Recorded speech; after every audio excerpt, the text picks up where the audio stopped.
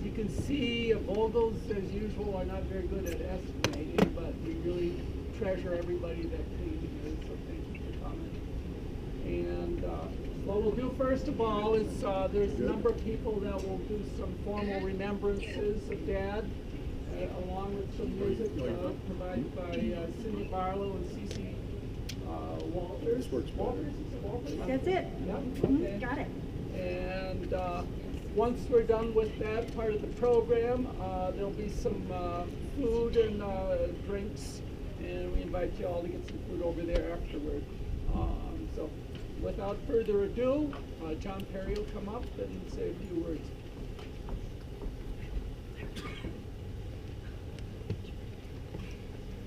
So we have the camera set up for that area. Can we use that area, Richard? Yeah. Good. Just adjust this. Jamie? Because you need it. I'm sorry. Well, it's so nice to see you all today. Right about here? Okay, great.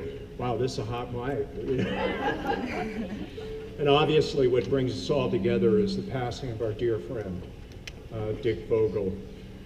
In this gathering, we mark the passage of time. For some of us, it has been many decades, and we remember a man who changed us for the better. We honor the natural order of things. Let us celebrate a life well lived. Over the recent weeks, I've had the opportunity to remember our friend Dick, and the last thing in the world that he would want right now would be some maudlin display or some doleful oration. Rather, what he would want is he would want us to mark the day with goodwill, good humor, and friendship. Dick Vogel loved a good story. Dick Vogel loved golf and boating. Dick Vogel loved food and drink. Dick Vogel loved his successes. Dick Vogel valued his failure, and there were very few of those, ladies and gentlemen, as you well know.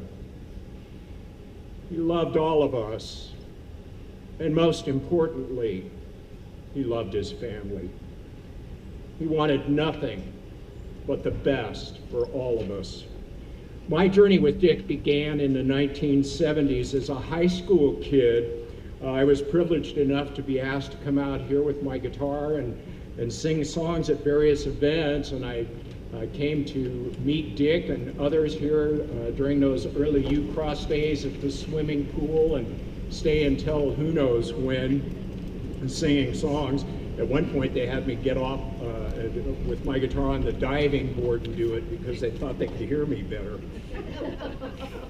But my real friendship with Dick began in 1982 when we officed together with Greg Goddard.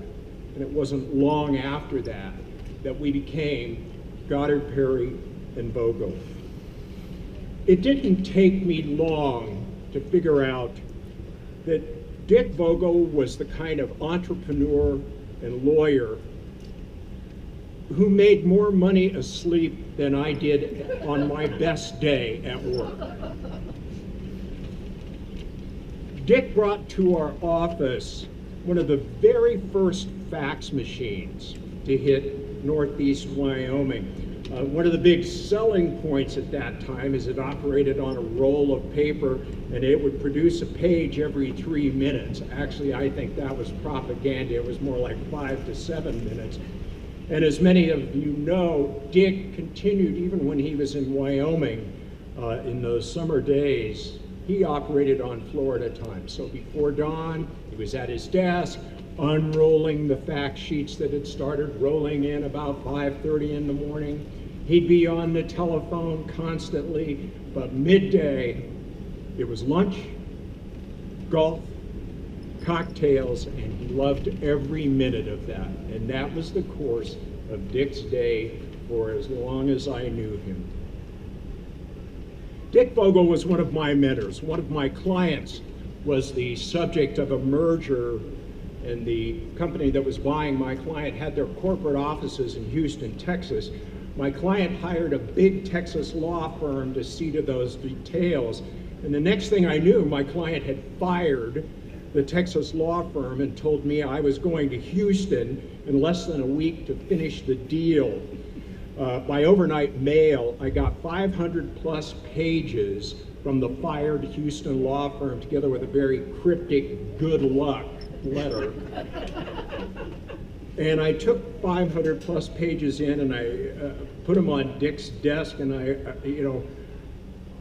I was panicked. This law firm had more lawyers than there are men, women, and children in Casey, Wyoming. They didn't even put them all on the letterhead.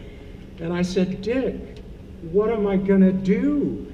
And without missing a beat, Dick said, why would you want to read that stack of crap? The guys that prepared it screwed up a perfectly good business deal and then sent all of this to you. So here's what I think you ought to do. I think you ought to get on that plane. I think you ought to go to Houston. I think you ought to sit down with the buyer, look them in the eye, and say, look, I came here to do a business deal and not some type of law review project. Do you want to make a deal or not? It worked. It worked like a charm. We had the deal done in less than 45 minutes. Dick's business advice could be colorful. He told me more than once that he'd lost money on every restaurant in which he invested. I think he said at one point there were 23. Several times he told me that he'd lost money on every boat and every airplane in which he'd ever had an interest. He had a number of quips of wisdom about those types of transactions, and decorum will not let me tell you any of those here today. Here's what I want you to know about Dick Vogel. Here's what Dick Vogel meant to me. Proverbs 17:17 tells us a friend is a friend at all times. Never once did I ever doubt that Dick Vogel was my friend. In some of the darker periods of my life, Dick's avuncular hand, his caring guidance, his gentle and sometimes pointed admonishments were always just right and perfectly timed. And I hope to heaven that I was grateful enough when he was still here. The end of my last business deal with Dick involved the sale of our interest in the office building on Main Street in Buffalo. The proposed transaction was to purchase whatever Dick and I had left, and that was substantial. Dick and I agreed to the buyout proposal. I put one condition for me in that, and that condition was that Dick would be able to keep his office there as long as he wanted. I saw Dick, as did many of you, at his 90th birthday party, and I saw him again at Greg Goddard's funeral last August. He was still the gracious, loving, and caring man I had known even as a boy. Proverbs 13:20 tells us, walk with the wise, and you will become wise. I'm not certain that any of us can self-proclaim wisdom. I certainly can't. But most certainly, for a significant part of my life, I had the blessing of walking with a wise, caring, and faithful friend in Dick Vogel. My guess is that all of you here and many, many more who could not be here today have shared the benefits, wisdom, friendship, and benevolence that was Dick Vogel. as we go forward, we would be wise to carry on his legacy in our hearts and by our deeds for the balance of our days.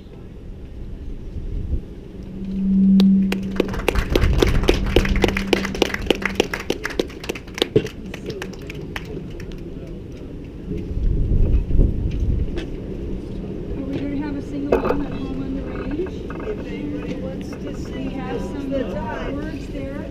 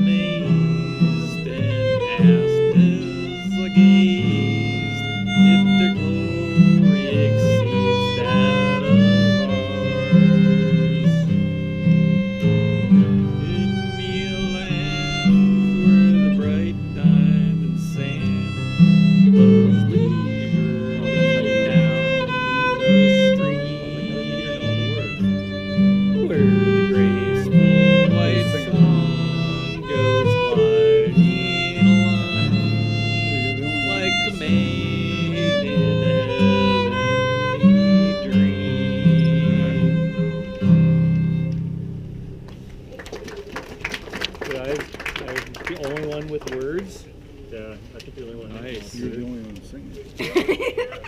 Is mine up? You're up, Peter. Introduce yourself.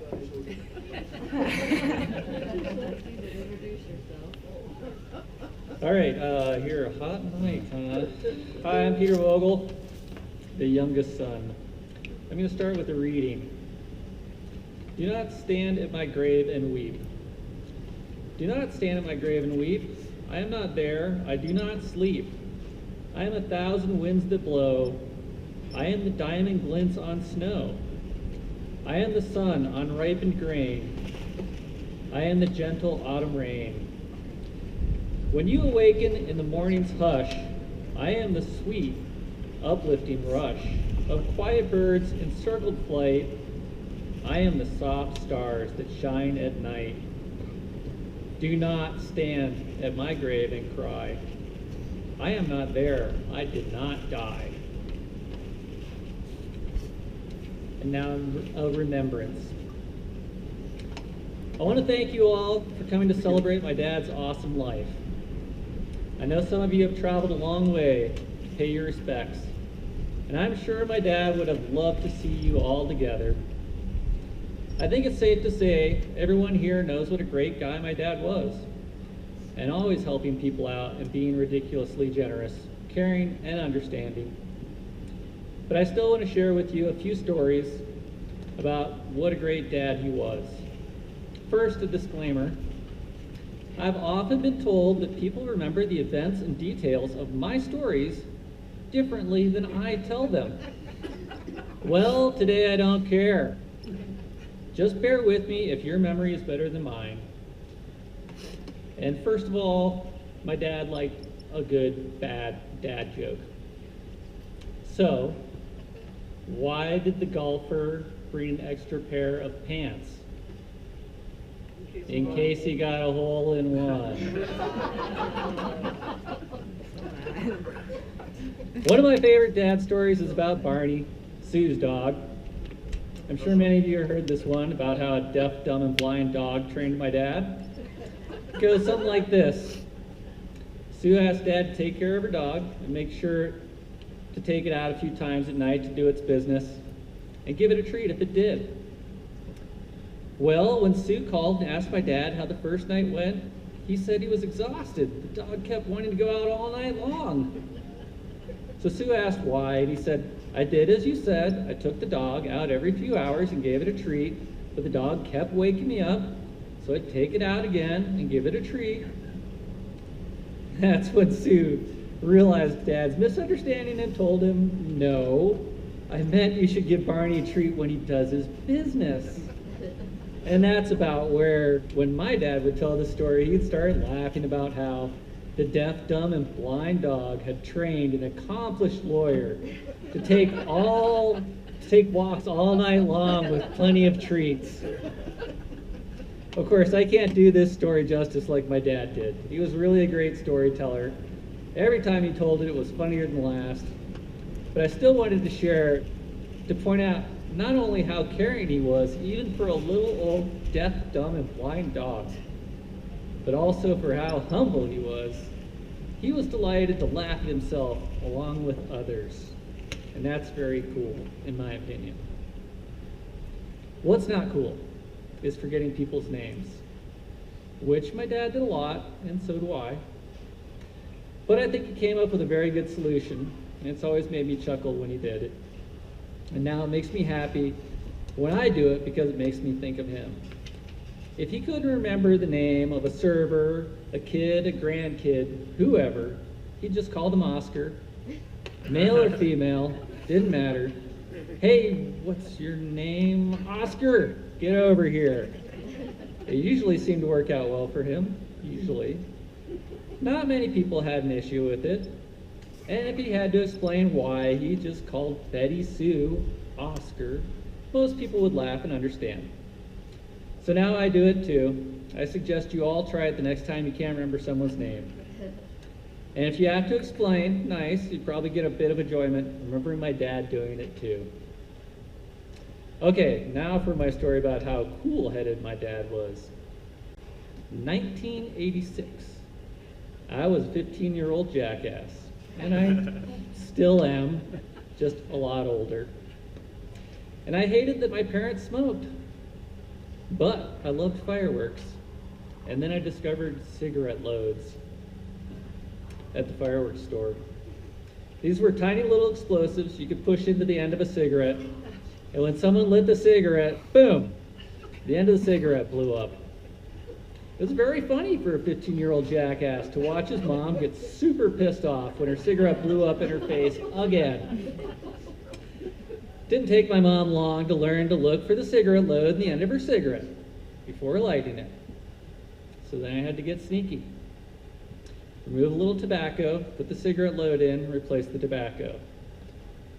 Well, again, it didn't take long for my mom was ready to ground me for life if she even had one more cigarette blow up. So, like any dumb 15-year-old jackass, I switched to my dad's cigars. At that time in life, he didn't smoke cigars very often, which was actually a problem, because the cigarette load I put in his new pack of cigars in Wyoming made it all the way from Florida to Florida for a business trip and back to Sheridan before he found it. This was the same year that Prince released his movie Under the Cherry Moon. And a girl in Sheridan won an MTV contest to have the movie premiere in Sheridan with Prince and his whole entourage. Prince and his crew were all flying into Sheridan about the same time as Dad. So Sheridan Airport security was on high alert, to say the least. In Sheridan Airport, when he got off the plane and walked into the terminal and lit up that cigar that somehow had stayed in the pack all the way from Florida back to Wyoming. Boom went the cigar. Security tackled him and took him to a windowless room and interrogated him for hours. I remember wondering, where the heck are my parents? They should have been home hours ago. And then they finally showed up. They were extremely pissed off. They told me what happened, and I was floored. I had totally forgot about the cigarette load in his cigars. And I apologized 1,000 times, but they stayed mad a long time. I think I got grounded or something, I don't remember. But looking back now, or even 10 years after it happened, I'm always amazed that my dad didn't immediately kill me, or at least smack me. And I sure as hell deserved it after he went through that day because of me. But I think that points out how very cool he was, both figuratively and literally. I'd like to wrap this up by sharing something I heard on TV recently that made me immediately think of my dad.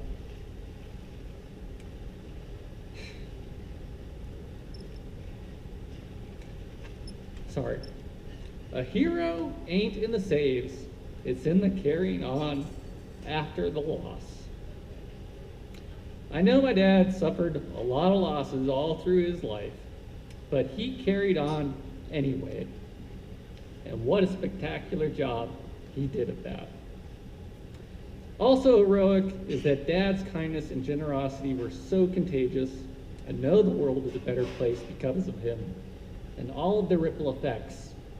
I hope we all keep it going with our own generosity and kindness in his honor. Thank you all very much.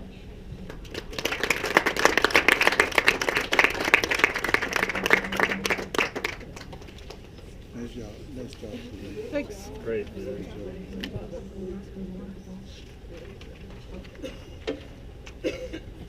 never heard that. Oh, about Prince under the cherry moon? Yeah, that was pretty crazy.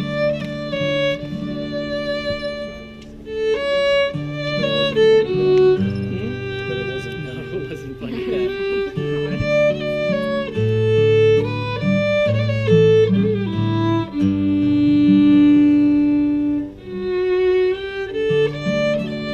She can't see me on this side.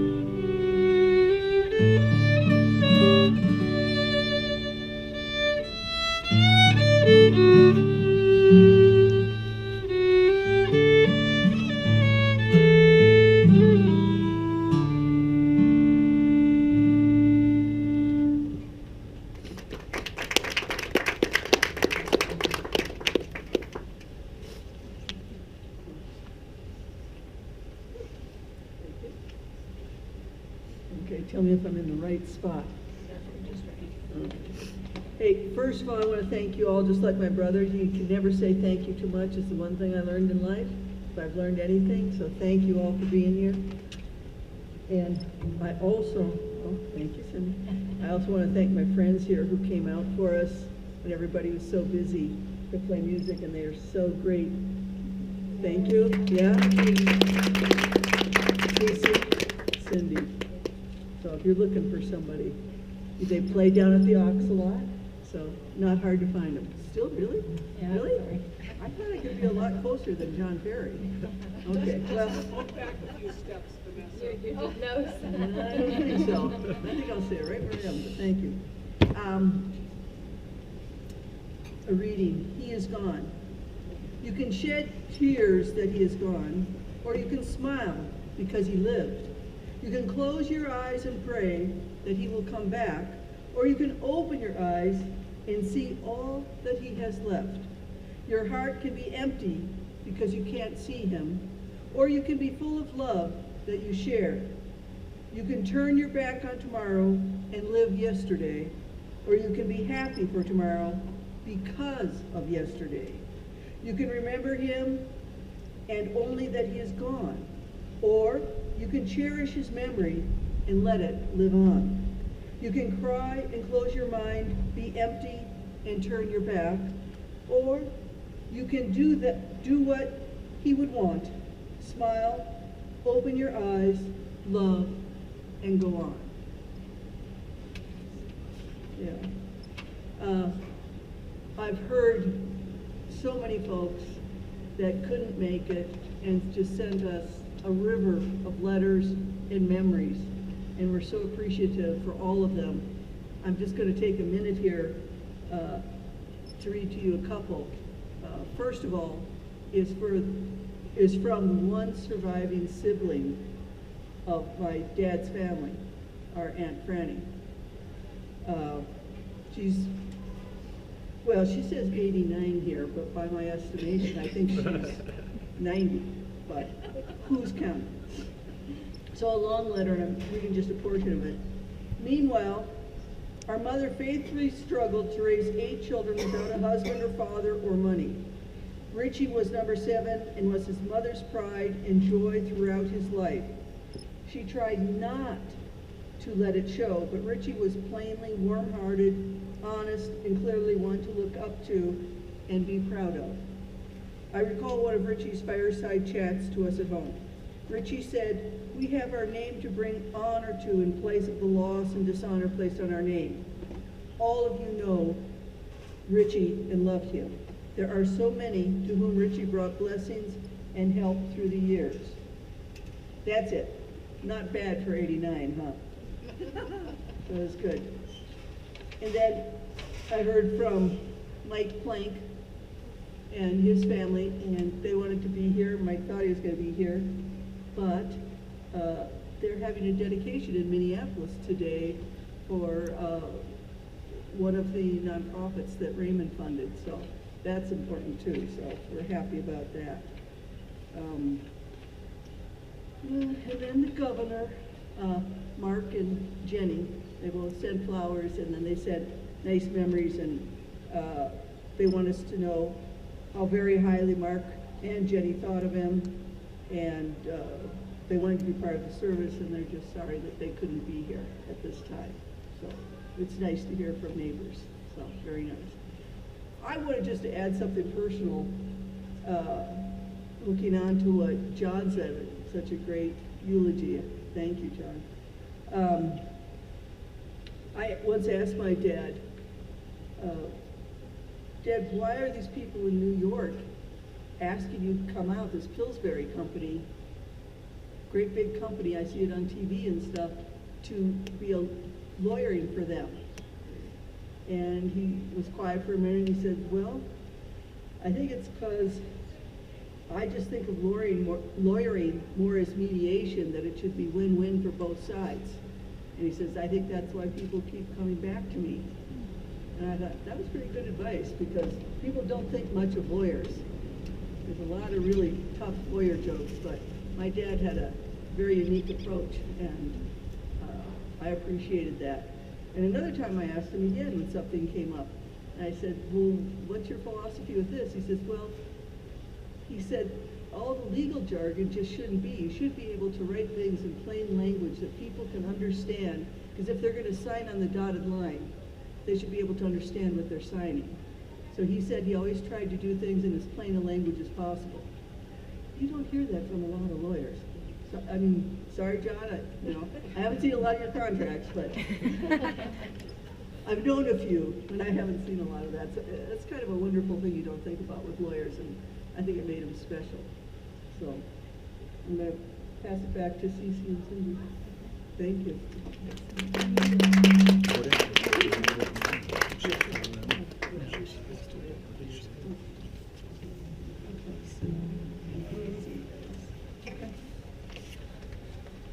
Is everybody singing to this one? Did you want everybody to sing along with Amazing? Did someone bring the words from Amazing Grace in? Yeah. Okay, so, Yep, did they bring your sheets? okay, so we'll John probably knows. We did one or two verses, right? We can just at least, okay.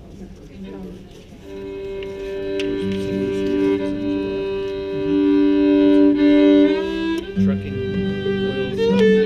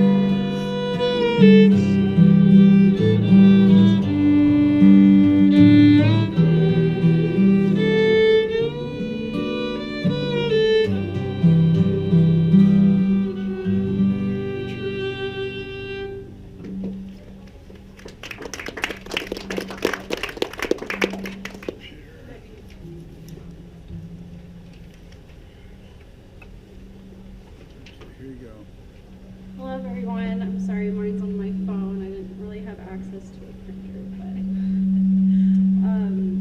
I debated on speaking today because I have, like many of you, had a difficult time accepting that my grandpa isn't with us anymore. You'd think at the ripe age of 92 I would be more prepared to say goodbye, but I think the reason I'm having trouble is that the world was truly a better place with my grandpa in it. For those who don't know, I am one of Dick Vogel's grandchildren. My grandpa, to say the least, was my hero and a very dear friend of mine, as he was to many of you throughout his life.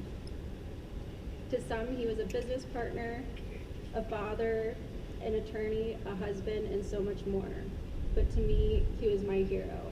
He was Grandpa. He was the man who put me on my first horse, the man who could make me laugh so hard I cried, the man who gave me my first sip of scotch, and the man who I begged to take me to the grocery store with him one day. I actually don't think we bought any groceries that day. The only thing we came home with was a tiny little puppy that would become the family's beloved 100-pound Labrador Spot. I don't think my parents ever let me go out alone with Grandpa after that day. My grandpa was known to always be full of surprises. Ever since I was a little girl, I knew I wanted to be just like him. His generosity was inspiring, and his charisma was infectious. He had a thirst for life and such positivity that not many people in the world possess. My grandpa reached many successes in life, but the one thing he was most proud of was his family. One of the last conversations with my grandpa was about business, And I asked him, out of all the careers he had in life, what was his favorite? And he said he didn't really have a favorite one, but his favorite part about being an attorney was when he could help parents with adoption cases. He said, I'm sorry, he got the most joy and fulfillment seeing the parents sign adoption papers and see kids going to a good home. I feel that my grandpa's response was just one of the many examples of how his successes in life didn't mean much to him if he wasn't helping and giving back to others. I spent some time as I got older asking my grandpa advice about life and business and his secret to success. He would always give me great advice, of course, but the one thing he always told me is to be honest, kind, and thoughtful, and that happiness and success is best enjoyed when shared with your friends and your family. It's going to be hard to live life without my grandpa. I'll miss our weekly visits in Florida, and I'll miss watching the sunset on the porch at the ranch in Wyoming. But he lived a life that should be admired and talked about for many years to come. I can't wait to tell my kids and my grandkids stories about my hero, Grandpa Vogel. And he always taught me to live life to the fullest. Always to pick up the puppy from the grocery store. And to be honest, kind, and thoughtful. Thank you.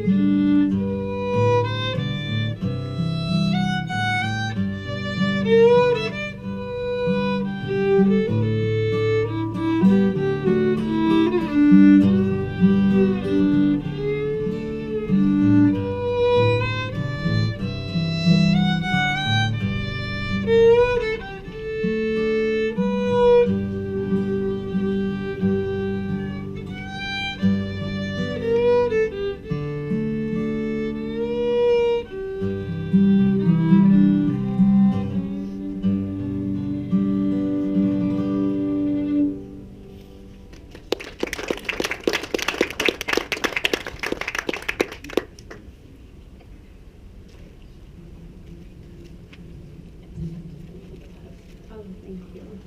All right, you can't get rid of me yet. Hi everyone again. My cousin, who I call my sister, Jamie, could not be here today and asked me to read this remembrance statement in honor of our grandfather. What do you say about a man who touched so many lives and who made such a big impact during his 92 years?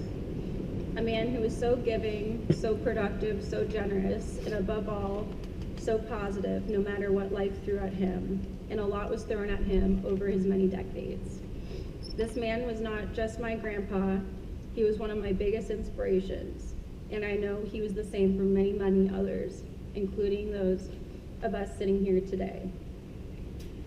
To start, let me explain that I have Grandpa, our family nickname for him. Pick'em. This was because when I was a baby still learning to talk, I used to say, pick'em, because I couldn't yet say the full sentence, pick me up.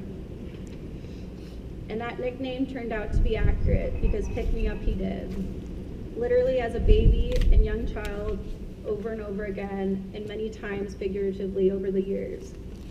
He gave me a lot of advice and shared a lot of his wisdom, as he did with many others sitting here today. I know that we all have had many special memories with him, whether you call him Pick'em, Grandpa, Dad, Dick, or friend. No matter what the name or relationship, he touched us all, and that'll be his legacy. Growing up in Florida, I was blessed to live close proximity to Pick'em and my grandmother. I got to have weekend sleepovers at their house very frequently. On the weekends I spent with them, one special thing always happened. Every night when I went to sleep, Pick'em was the one who tucked me in. He pretended to sprinkle sand in my eyes. Yes, sand, to make me go to sleep. It must have been magic sand because every time he sprinkled sand in my eyes and gently closed my eyelids with his hand, I magically drifted off to sleep. Today I know that it wasn't really magic sand, but the feeling of being so loved and so cared for and protected that made me drift off within moments each and every time. Of course, there's so much to say about my time and all of our time with Pick'em in Wyoming and here in Ucross, but I know that just by being here today, you already know how special this place is. A place, a home, a haven that Pick'em built, created, and recreated, and expanded, modified, and improved countless times over the years. Suffice to say, many of his happiest memories, and I'm sure others' memories as well, occurred during my time here in Ucross with Pick'em and my grandmother, with my parents, siblings, all of my uncles, aunts, and cousins, and later with Susie and her family, who became our family as well. I remember the day that Pick'em and Susie got married. I will never forget when after the ceremony was over and they were having their receiving line, I hugged Pick'em tight and whispered one thing in his ear. I'm so happy for you. This past August, I visited Pick'em and Susie at Ucross with Hannah and my friend Mike. Usually I visit each July for Pick'em's birthday, where there are many people and family visiting and a lot of hustle and bustle. But this time it was just me, Pick'em, Susie, Vanessa, Hannah, and Mike. While Pick'em and I didn't speak about all these things outright, I could tell that Pick'em could see I was happy, doing well at a great new law firm, in a healthy and supportive relationship, and at peace. When we said goodbye on the last night, Pick'em hugged me, kissed my cheek, and whispered one thing in my ear. I'm so happy for you. It's the same thing I said to him 12 years ago. It was truly a full circle moment.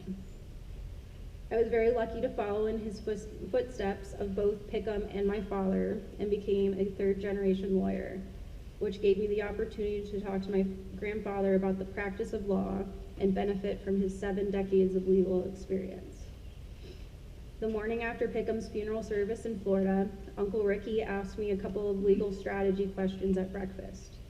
I answered, and Ricky said, that's exactly what Pick'em used to say. That couldn't have made me any happier to continue a part of my grandpa's legacy.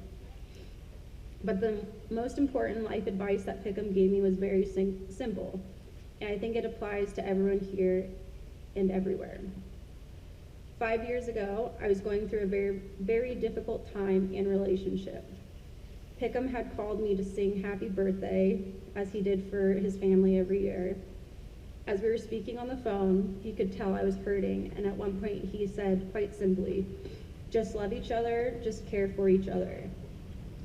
It's such simple advice, but it's something that I think at times with the busyness and stress of life, we forget to keep in mind, but this is how Pickham lived his life. A recent example of us following Pickham's advice to love and care for each other happened at Pickham's funeral service in Florida. All of his family and many, many of his friends were together, and all of the Vogel cousins were together for the first time since our grandmother's funeral service here in Wyoming in 2008. We reunited, laughed, bonded, and caught up right where we left off.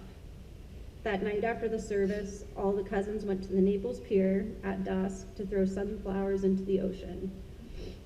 To celebrate Pickham in the same way we threw sunflowers into the creek at Ucross when our grandmother passed over a decade ago. As I drove my younger brother Dylan home that night after the service and the trip to the pier, Dylan started laughing at one point. I asked him what he was laughing at because I didn't see anything funny, and he simply said, I just had a really good day. I know in my heart that Pickham could not be prouder and happier to know that we were all together again, enjoying each other's company and having special moments together.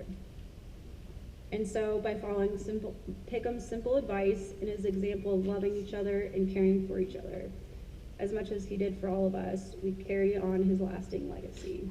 Thank you.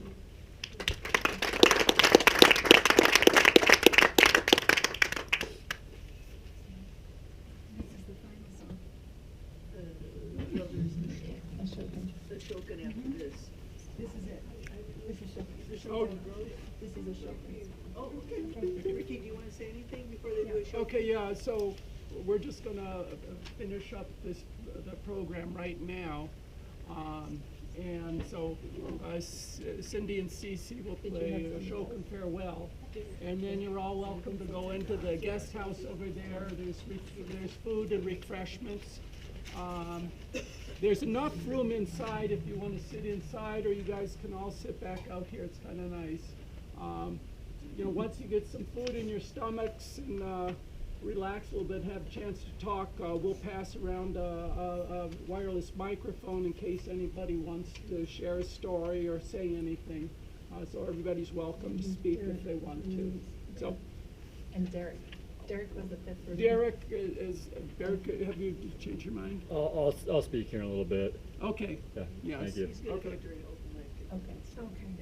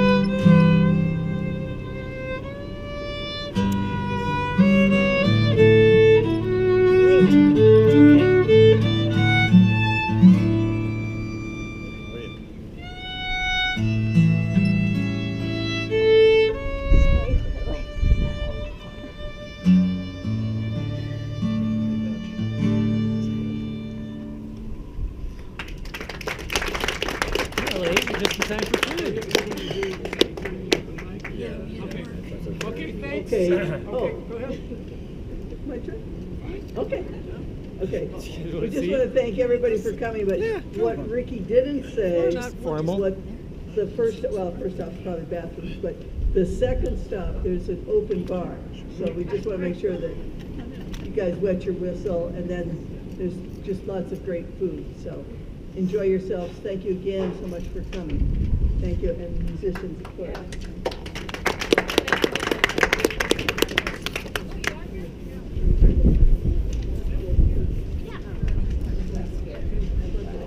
Yeah, and the mic thing.